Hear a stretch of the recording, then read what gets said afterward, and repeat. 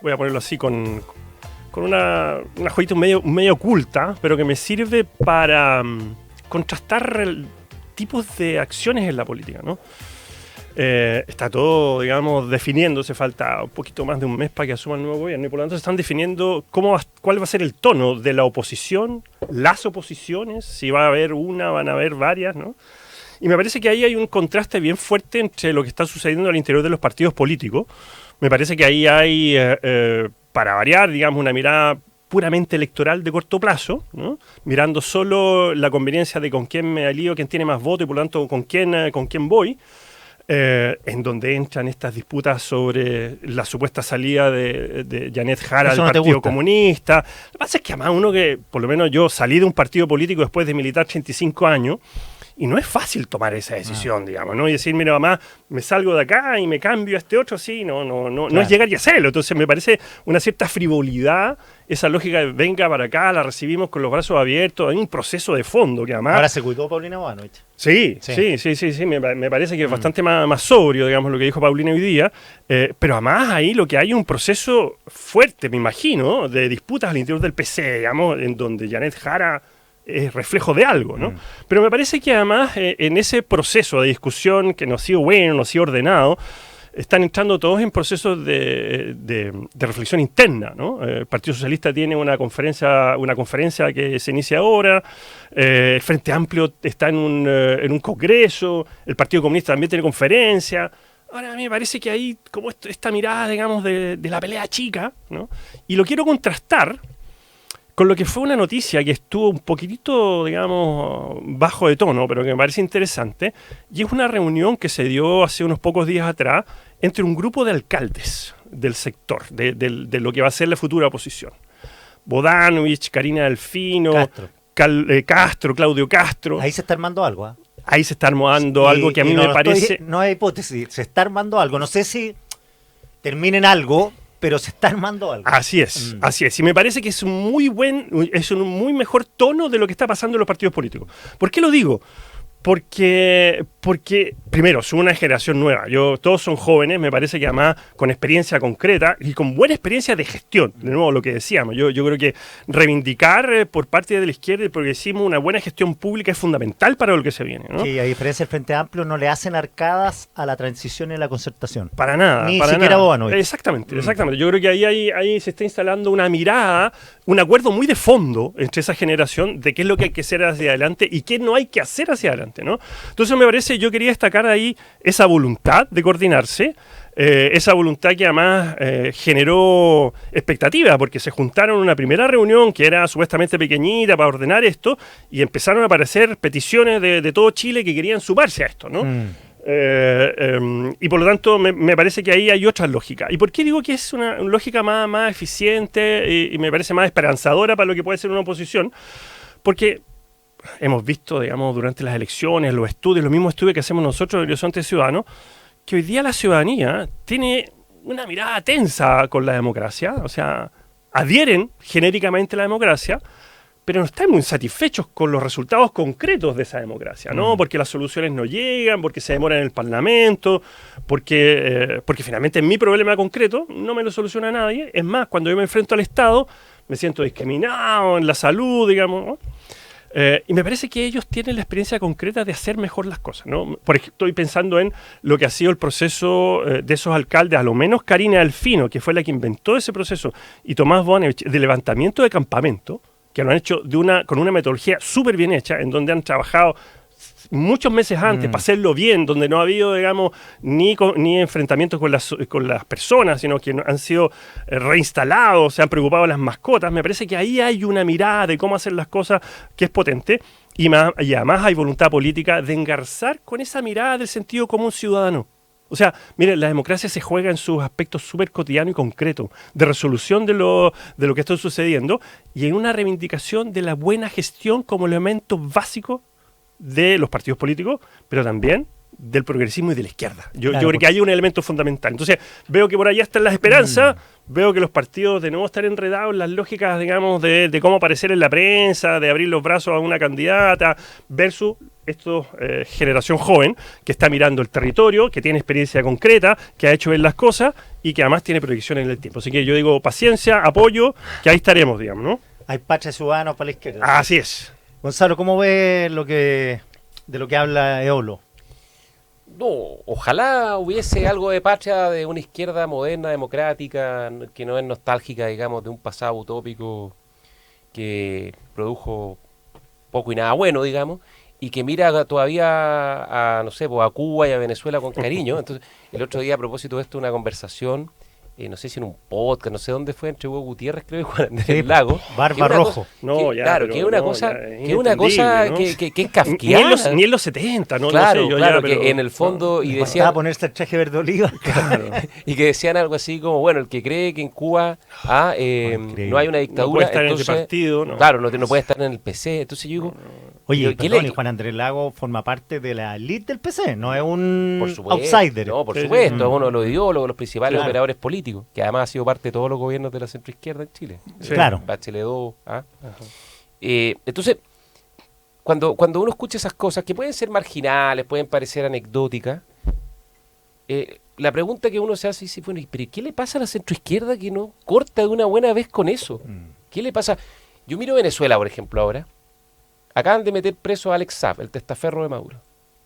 Y Venezuela ya es una cosa penosa y patética para la izquierda. Le hace muy mal a la izquierda. Delcy Rodríguez y su hermano son los titiriteros de Trump. Sí. O sea, entonces, ¿qué empatía puedes tener tú por ese proyecto, digamos? ¿Ah? Y Cuba, hoy día no pueden recoger la basura a las calles. Claro, pero porque como se cortó el petróleo de Venezuela, ya no tienen ni siquiera para prender las luces ni para recoger la basura a las calles. Entonces, la centroizquierda, particularmente esas figuras más jóvenes, Bobanovich, Karina Delfino, en fin, Castro, me parece que pueden hacer un gran aporte en reencontrar, digamos, a la izquierda con lo mejor de su tradición democrática, ¿no? Así como en alguna época la izquierda le reclamaba a la derecha, ¿hasta cuándo esta derecha pasa naftalina y nostálgica de Pinochet? Y bueno, el presidente Piñera vino y la puso a tono, ¿no? Bueno, uno esperaría que pasara pasivos de por medio, digamos, ¿no? Y Claro. bueno, y fue muy difícil, digamos, y sí. pagando muchos costos, porque mucha gente de la derecha se molestó mucho, digamos, con eso. Uno esperaría que en la izquierda también haya gente dispuesta a pagar costos y a reencontrar a la izquierda con lo mejor de su tradición democrática. ¿Por qué? Porque nuestra democracia, el sistema político necesita que sus sectores políticos, la mayoría hegemónica, tengan compromisos, aunque tengan miradas distintas, tengan compromisos democráticos inclaudicables y que a todo evento siempre estén presentes, digamos. Y eso yo creo que se ha debilitado mucho y enhorabuena, ojalá eso ocurra, digamos. Eolo, a la pregunta de Gonzalo Blumer, ¿por qué no cortan con el Partido Comunista? ¿Cuál es la razón de esa? Incluso están así que el Partido Comunista está hasta el 11 de marzo, tuvo la moneda, como uno de los partidos más importantes del conglomerado, si no el más. O sea, es como una obsesión fatal.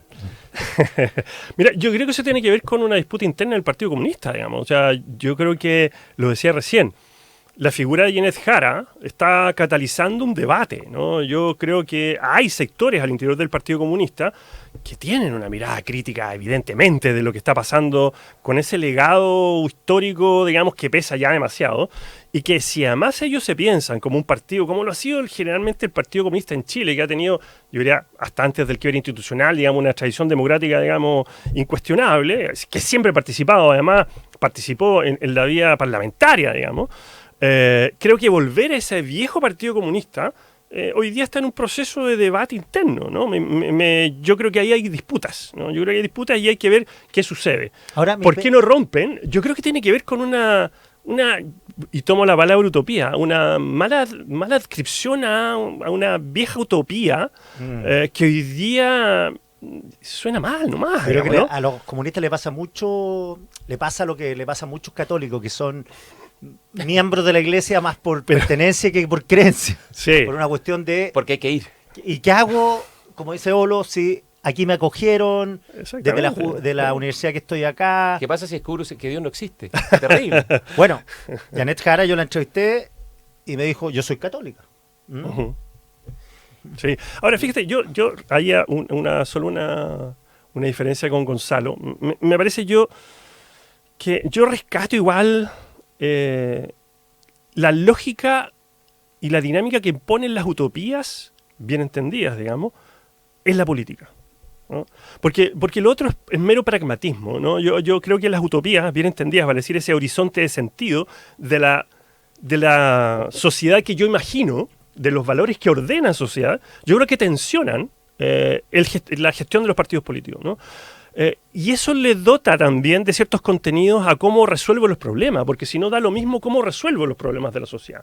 Y eso yo creo que no es así. Me parece que en estos alcaldes jóvenes también hay una mirada, digamos. No es solamente que han hecho buena gestión técnica neutral, ¿no? Yo creo que la gestión técnica nunca es neutral, digamos. Siempre hay ahí un modo de resolver los problemas sociales y privilegiar la competencia, privilegiar la solidaridad, privilegiar el bienestar social. Yo creo que, en definitiva, las utopías siguen teniendo un rol. No es las utopías pensadas en la lógica de los años 70, en donde se olvida la realidad. No, yo creo que las miradas de futuro tensionan el presente en términos de los cambios, ¿no? Y en ese sentido también me parece que en esta línea de trabajo de los alcaldes hay una mirada de sociedad, una sociedad basada en la solidaridad. El otro día lo entrevistaban a Bodanovich y él decía muy concretamente, sí, yo estoy por muchas cosas y soluciones muy concretas, pero no de cualquier modo, ¿no? A partir de ciertos valores. Y ese valor tiene que ser que en el encuentro con los ciudadanos y en la solidaridad entre los ciudadanos. Entonces me parece que hay que rescatar también eso, ¿no? Yo una vez le pregunté a Tomás Bodanovich por qué tenía tanta adhesión en Maipú